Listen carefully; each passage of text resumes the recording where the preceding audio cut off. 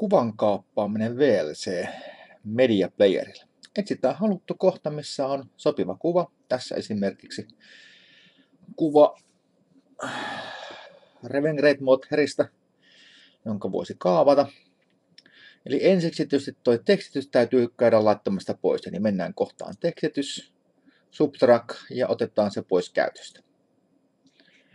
Sen jälkeen mennään kohtaan video ja tallenna ruutukaappaus. Painetaan siitä.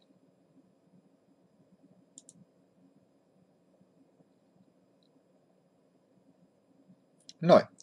Nyt kuvaruutu on kaapattu. Mennään omalle tietokoneelle paikkaan nimeltä kuvat tai muuhun paikkaan, mihin oletuksena kuva tallettuu. Mennään sinne ja nähdään, että me olemme saaneet kuvan kaappauksen kyseisestä kohdasta. Tämän jälkeen tarvitsee vain kuvan käsittelyohjelmalla tehdä kuvalle hieman säätöjä. Voit myös rajata kuvan valmiiksi, jos haluat. Esimerkiksi GIMP-kuvan käsittelyohjelmassa.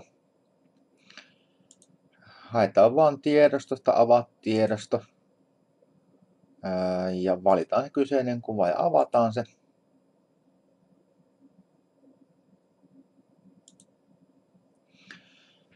Jonka jälkeen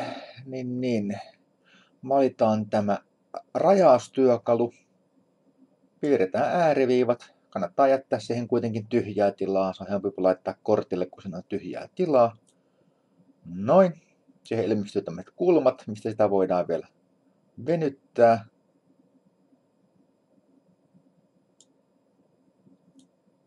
Ja kun se on oikean kokoinen, napsautetaan keskelle kuvaa 2 kertaa.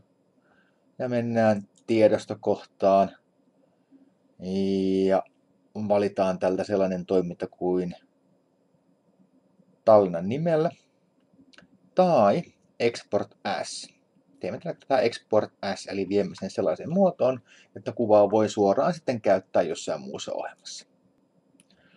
Valitaan kuvalle joku nimi.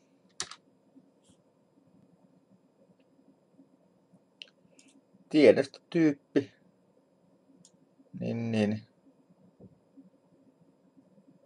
PNG-kuva on ehkä se kaikkein paras. Ja sitten vaan valitaan kohta vie. Noin, ja nyt meillä on rajattu kuva, jota voidaan käyttää sitten omassa kortissa.